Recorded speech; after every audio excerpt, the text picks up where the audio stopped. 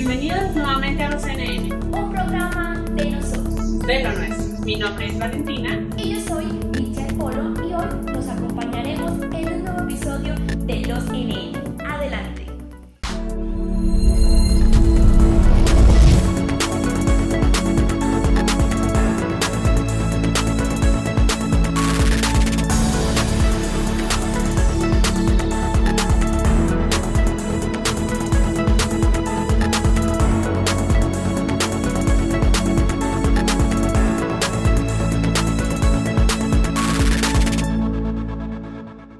Y en esta oportunidad de los CNN vamos a hablar de Educación.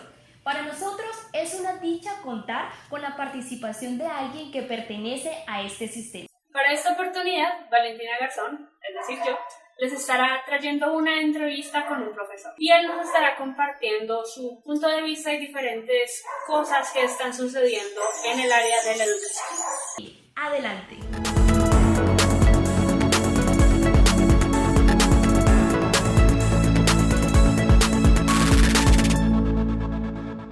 Y muy buenos días, Wilson. Muchísimas gracias por haberte reunido aquí y dedicarle un poquito de tu tiempo al Semillero de Generación Sur, por estarnos apoyando aquí con este trabajo, con un proyecto con el cual llevamos ya trabajando varios meses. ¿Cómo estás el día de hoy? Bien, muchas gracias. Pues, la verdad, súper dichoso de poder contar pues con esta oportunidad, ¿no? Yo siempre he dicho que el enriquecimiento en cuanto a las preguntas de investigación siempre es muy buena y para la práctica docente pues como que ayuda a cuestionarse. Entonces, claro que sí, me siento muy bien, muy contento y desde luego presto a servirles. Sí, tenemos que apoyarnos entre estudiantes y profesores también. ¿Cómo te ha estado tratando la pandemia? Bien, bien, muy bien. Digamos que el ejercicio de adaptación, ¿no? Al encierro fue al principio difícil, pero ya ahora, pues, digamos, todos los seres vivos somos de adaptación, ¿no? Y ya, pues, en el tiempo en el que estamos, ya más de aproximadamente 7 meses, digamos que no, ya se siente uno adaptado a la rutina, ¿no? Y bueno, cuéntanos tú, ¿a qué has estado dedicando todos estos días de interminable pandemia y de encerramiento? De confinamiento. Bueno, te cuento, yo soy licenciado en pedagogía infantil. En estos momentos, pues me estoy desempeñando como educador infantil desde el área de lengua castellana en el colegio American School, un colegio del sector privado de Rivera, que tiene pues reconocimiento a nivel regional, nacional e internacional. Es un colegio que, bueno, tiene muchas posibilidades. Es estrato 6, entonces, pues digamos que las oportunidades son muy buenas, tanto para los docentes como para los estudiantes. Allí me desempeño pues como docente, también soy especialista en aplicación de TICs para la enseñanza. Estoy formulando un proyecto de investigación que tiene que ver con la aplicación y mediación de TICs en el proceso de enseñanza-aprendizaje en este tiempo de pandemia. Por otro lado, soy maestrante de la maestría en recursos digitales aplicados a la educación de la Universidad de Cartagena. Allí también me encuentro desarrollando mi investigación. Entonces, bueno, me dedico a eso, ¿no? A la educación. Fantástico, pues aquí tenemos es al invitado que es para este tema del día de hoy, por supuesto.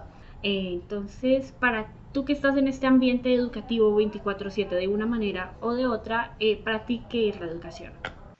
Ok, listo. Bueno, la educación para mí tiene, primero que todo, esa connotación de proceso, ¿cierto? Del paso a paso, del logro a logro, ¿cierto? Entonces es ese proceso en el que hay una interacción, ¿cierto? Hay una interacción para lograr, de cierta manera, comprensiones, ¿cierto? Comprensión de conceptos desde las diferentes áreas, desde las diferentes disciplinas.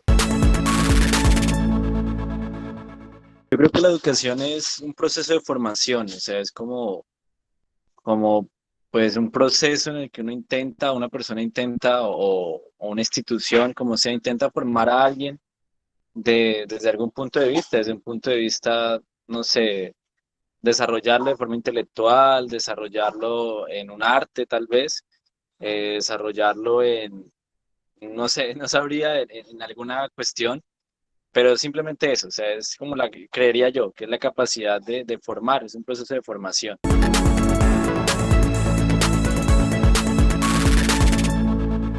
Entonces se podría sintetizar tal vez que la educación es como el proceso de desarrollo de formación de habilidades. Se podría hacer, ¿no? Ok, listo, sí, teniendo en cuenta las comprensiones, ¿no? Porque pues no podemos desconocer que hay unos conceptos que son básicos, ¿cierto? Que se deben tener en cuenta, que se deben estudiar. Claro que sí. ¿Y a ti qué fue lo que te llamó la atención en este campo en el que estás estudiando? ¿Por qué te dedicas a esto y por qué crees que es importante dedicarse a esto? Ok, listo. Bueno, yo te cuento, anecdóticamente, yo tenía el visionario de ser maestro desde pequeño. Digamos que siempre me visioné dando clases, enseñando, tenía yo mi tablero, me visionaba dando clases, le daba clases a los muñequitos que tenía. Siempre estuvo en mí como esa corazonada, esa vocación. Ahora, ¿por qué estudié? Porque definitivamente yo sentía que amaba eso de enseñar, tenía que hacerlo. Yo siempre he dicho que en la vida venimos a amar y servir y desde luego amaba mi profesión, amaba ser maestro y de cierta manera en el sentido del servir, siento que tenemos un compromiso social muy grande y es la transformación social, ¿cierto? ¿Y por qué estudiar? ¿Por qué ser maestro? Porque yo sé que desde el aula, a través de la primera infancia, desde los chiquitos, podemos ir generando ese cambio, ese cambio de pensamiento, ese cambio de actitudes, ese cambio de diferentes maneras y manifestaciones que van a implicar, ¿cierto? Ese impacto en la sociedad en el futuro. Entonces, digamos que por tener ese compromiso de transformación social, por eso también me llamó mucho la atención, pues, ser lo que soy hoy en día, ¿no? Pues eso no sé si responde a tu pregunta. Pues algo muy chévere de lo que estamos haciendo, diría yo, es que no hay respuestas incorrectas. Tus experiencias son realmente valiosas y pues es parte del motivo por el cual te invitamos a ser parte de esta serie de entrevistas. Ahora que tú dices que esto es algo con lo que has estado jugando desde que eras chiquito, dándole clases a los peluches y todo esto, ¿tú crees que cualquiera puede ser profesor o bueno, crees que cualquiera debería ser profesor?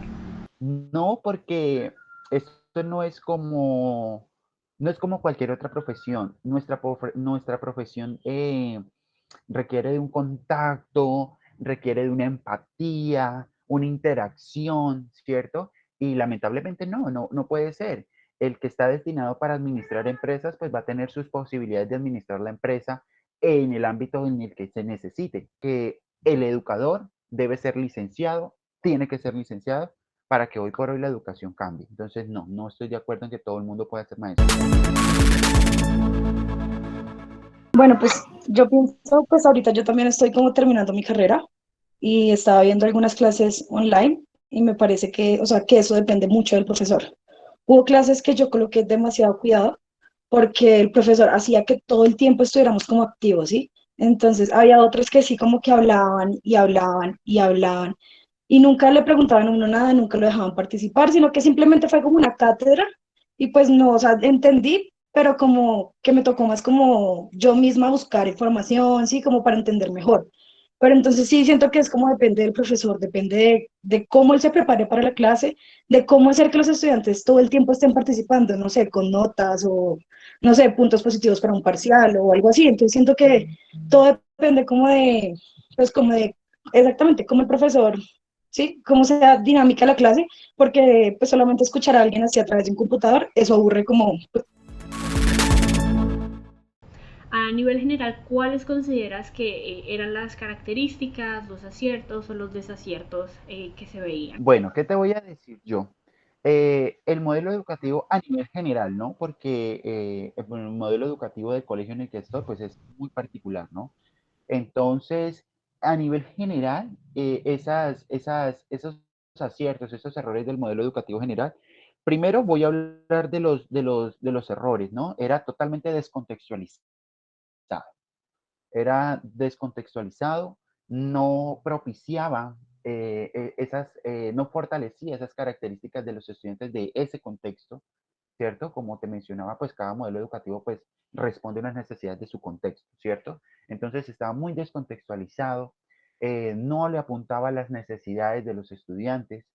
eh, digamos que no era propio, no era propio, ¿cierto? Para lo que se necesita, bueno, lo que se necesitaba en esos momentos. Había ciertos, sí, claro, algunos principios, algunos fundamentos teóricos que se manejaban, pero digamos que de ahí a la aplicabilidad, pues había una brecha muy grande, ¿cierto? Entonces, esos son los aciertos del modelo educativo antes de la pandemia. Entonces, precisamente le apunta a eso. Entonces, ¿habían aciertos? Sí, claro, habían aciertos. ¿Habían errores? Sí, claro, porque digamos que manejar ese nuevo enfoque, ¿cierto? Manejar ese enfoque de enseñanza para la comprensión requiere de nosotros como maestros, que salimos pues instruidos de cierta manera por el conductismo, nos dan pinceladas de constructivismo, ¿cierto? Pero digamos que la teoría del constructivismo ha sido estudiada por tantas personas que hoy o por hoy se está hablando de la enseñanza para la comprensión desde el enfoque constructivista, ¿cierto? Entonces, en ese sentido, desaprender para aprender en el docente, pues ha sido un poco complicado, pero aún así estamos en el reto de precisamente de aprender para llevarlo mejor en el aula. Una desventaja que pues pude evidenciar porque yo como tal estoy terminando mis prácticas profesionales y pues se evidenció, pues evidencié que pues todos no tenían el acceso pues a las clases que se dictaban y eso, y se trató de llevar material y todo eso, como decía, por ejemplo, la profe. Entonces se trató de eso. Ventajas de antes, de la pandemia, pues también es eso, de que las personas, como decía ella, que no tenían la posibilidad o que no tienen ahora la posibilidad de conectarse, pues por lo menos estaba ahí, uno estaba pendiente de su proceso, de qué les hacía falta, de si estaban entendiendo o no. Ahora es muy difícil porque los chicos no hablan. Uno les puede preguntar y ellos si quieren contestan y si no, no. Entonces es muy complicado en eso. Entonces, desde pues, cuando estaba uno de forma presencial, por lo menos uno evidenciaba si el chico estaba poniendo cuidado, si no, eh, si estaba entendiendo o no. Entonces, eso, considero que esas son una de las ventajas y desventajas. Desventajas de ahora, por pues, el acceso a la comunicación que tienen algunos chicos. Y ahora con las metodologías actuales que estos niños pueden, metodologías específicas que estos niños puedan requerir, con toda esa modificación tan grande que se ha tenido para todo prácticamente, ahora nos estamos valiendo muchísimo de las TICs. ¿Crees que esto ha cambiado? O sea, ¿lo ha afectado de una manera positiva o negativa? ¿Se ha fortalecido? ¿Se ha debilitado? Mira que no, o sea, yo te hablo de la experiencia, ¿no? De lo que tengo. Vuelvo y te repito, hay muchas oportunidades en este colegio y hemos notado que en la virtualidad estos procesos se han fortalecido muchísimo. Digamos que la interactividad permite esa ventaja, ¿no? Tener a los niños motivados, bueno, no a todos, pero sí a la mayoría, tenerlos motivados detrás de la pantalla, ¿no? Y nosotros también manejamos procesos con conciencia fonológica, con terapia ocupacional. Entonces, todos estos procesos, todos los niños de PIAR, fortalecieron muchísimo, muchísimo los avances en este tiempo de pandemia, precisamente porque les pudimos brindar a un proceso acompañado de ejercicios interactivos. A pesar de que estamos tras la pantalla, logramos un avance atencional en los niños que lo requerían. Entonces, mira que no ha cambiado. La concentración está, el trabajo se sigue. Digamos que hay muy buen trabajo desde la virtualidad en la inclusión. Un profesor para que pueda ser un buen pedagogo, además de saber, digamos, el tema como tal o el tópico del que está hablando, tiene que aprender a saber transmitirlo y saber, como decía Sidney, bueno, ella, que no todos aprendemos igual, entonces cada quien tiene como su manera de aprender y su manera de ser. Entonces, cuando se vio todo esto de la pandemia, digamos que no solamente estábamos agobiados por la parte virtual, sino también teníamos otras cosas. Digamos, ella también decía que mucha gente tuvo que desplazarse de la ciudad donde vivía a otro lado. Son preocupaciones que empiezan a acarrearte y un acoplamiento también en donde tú estás viviendo, porque ya están todos en la misma casa, entonces ya tú no solo estás estudiando, sino que al lado tienes, no sé, digamos a la mamá pidiéndote ayuda en algo, al papá haciendo tal cosa, entonces tú ya no puedes estar como 100% como lo estabas en la clase poniendo atención. Por otro lado, también está, digamos, que los profesores hacían las clases a veces súper tediosas porque siguieron con la misma metodología presencial de dar cátedra. Y digamos que en esta parte virtual no se puede porque todos estamos aprendiendo a. Entonces yo tenía profesores que realmente lo que hacían era darnos clases de media hora apenas y la otra media hora nos mandaban, era como un taller y nos decían como, bueno chicos, el taller es netamente sobre lo que hablamos en esta media hora como para asegurarnos de que sí estén aprendiendo. Y otros los que hicieron fue como puras exposiciones para aprender a involucrarnos a todos. Por otro lado, yo también he tenido la oportunidad de darle clase a niños en esta pandemia y me ha parecido que es un reto total porque los niños como que al ver un computador ellos ya no lo cogen a uno como con la misma seriedad con lo que lo veían a uno de frente. Entonces también aprender a dar como ese respeto por una computadora es mucho más complicado. Entonces es como que todos nos estamos acoplando y todos estamos aprendiendo a. Entonces es simplemente aprender a educarnos, tanto como los que estamos dando la clase como los que estamos recibiendo la clase, porque digamos que es todo un proceso.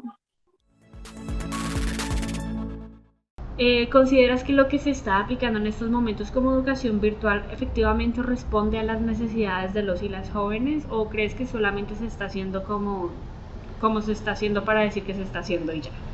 Para cumplir con algunas metas y punto, no importa lo efectiva que sea. Bueno, es que como te digo, la experiencia en el colegio es única.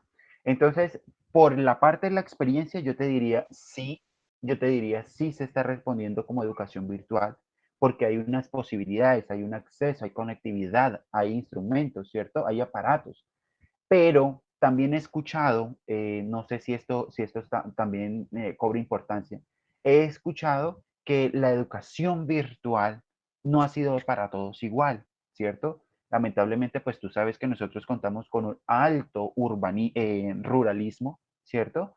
Con bastante población en el sector rural y pues aquí ha sido imposible hablar de virtualidad y desde luego por el manejo de guías impresas yo siento que no se responde a esas necesidades y derechos de los estudiantes a la educación, ¿cierto?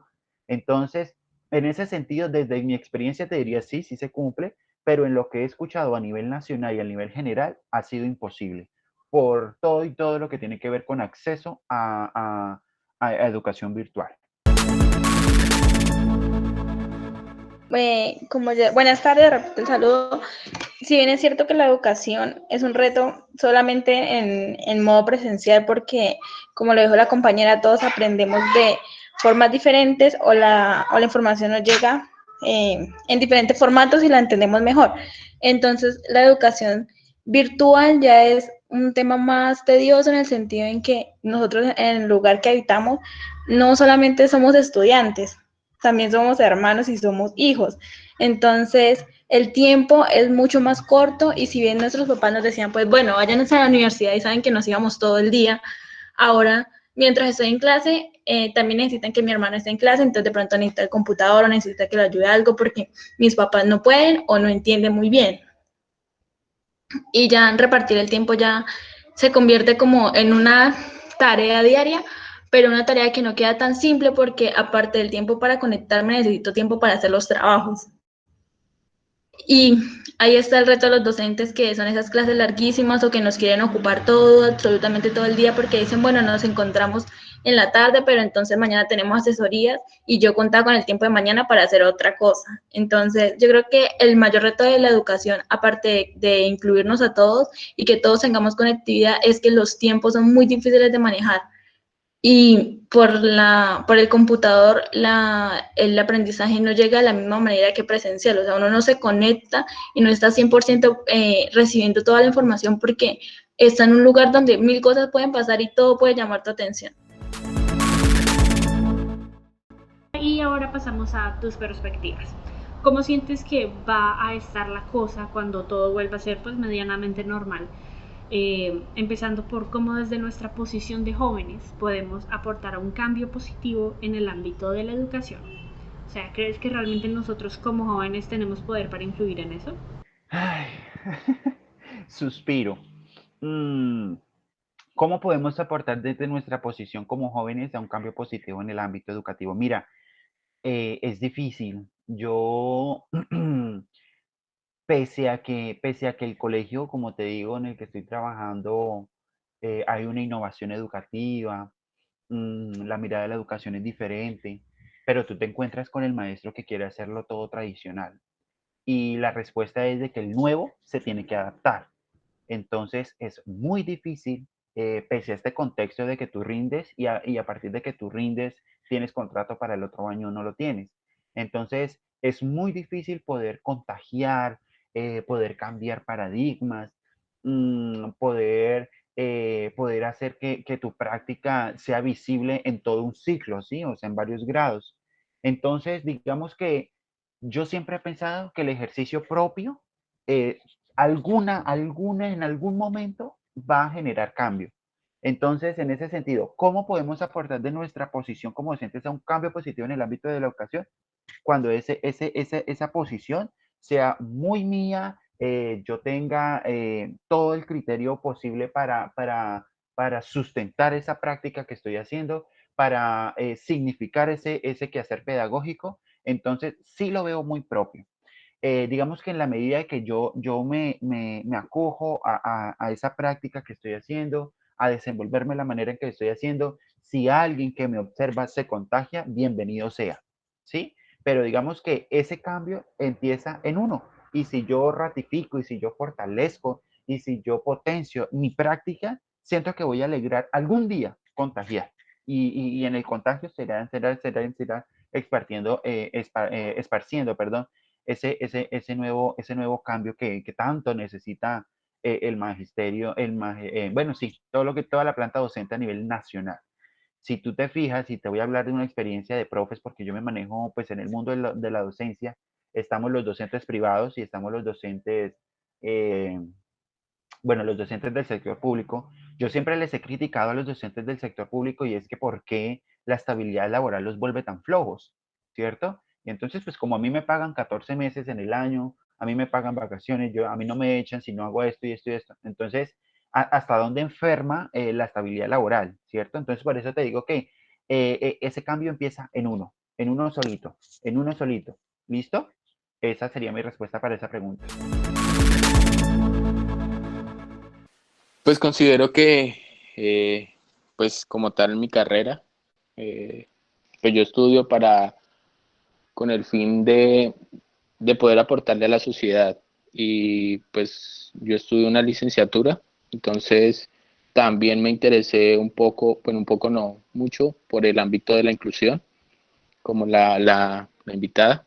Entonces, considero que yo estudio para aportarle algo a la sociedad y para aportarle algo a la comunidad, por decirlo de alguna manera, que pues desde hace mucho tiempo ha sido excluida por la sociedad. Entonces, uno de los propósitos, pues es eso, aportarle a las personas que no están como siendo visibilizadas o siendo tomadas en cuenta y dándole las oportunidades que tiene las personas, entre comillas, como nosotros, normales. Entonces, pues ese sería el propósito. Finalmente, como última pregunta, tú como profesor, como estudiante y como ser humano sabrás muy bien que uno no aprende si no se equivoca. Entonces, con todo lo que estamos viviendo, ¿tú crees que si llegara a pasar algo similar, no digamos necesariamente otra pandemia, sino un momento en el que por cualquier motivo tengamos que estar encerrados otra vez, crees que sí habríamos aprendido lo suficiente para hacerlo mejor a nivel general en una próxima ocasión? Yo qué te digo, yo en estos 7 meses he aprendido muchísimo, muchísimo, muchísimo, muchísimo. Que me sienta preparado y sienta que soy un educador virtual, no. No porque desconozco muchas herramientas, desconozco por ejemplo, hacer actividades grupales, que eso sí nos ha faltado en la pandemia, ¿cierto? Trabajar con los chiquis, estos trabajos grupales. Entonces, hay mucho desconocido, hay mucho tema desconocido que desde luego tenemos esa capacidad de aprender, pero el tiempo juega un papel muy importante y siento que no estamos así 1000%, 100% preparados, no. Que sí se puede llevar, sí se puede mediar, desde luego que sí, pero preparados, no siento que estemos preparados para otra situación similar a esta, no.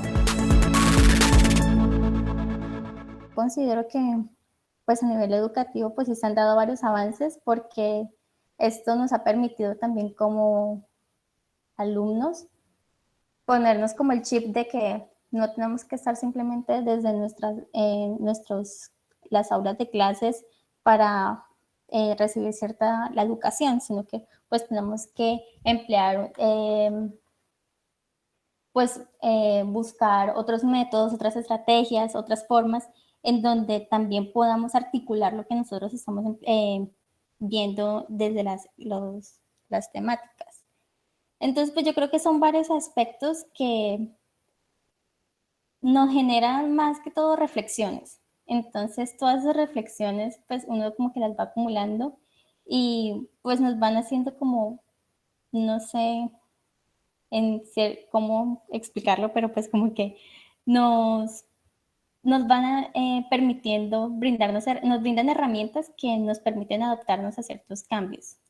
Entonces, a lo que decía Valentina de pues, qué cambios vamos a notar, pues claramente pues va a haber un cambio partiendo de lo psicológico, de cómo somos seres que vivimos como de la costumbre. Nos acostumbrábamos a vivir cierta forma de cierta rutina, ahora desde nuestras casas tenemos otra y el momento que digan, bueno, se levanta la cuarentena y todo esto, pues otra vez va a ser el caos porque no vamos a saber cómo organizarnos ni cómo adaptarnos.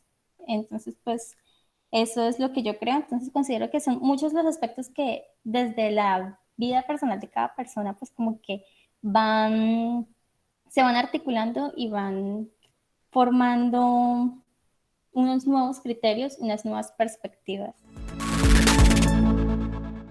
Muy bien, pues de esta manera hemos concluido con nuestra entrevista del día de hoy. Wilson, nuevamente te agradezco por sacar el tiempo para responder a esto. Ha sido una entrevista muy nutritiva y mil gracias y que tengas un muy, muy buen día.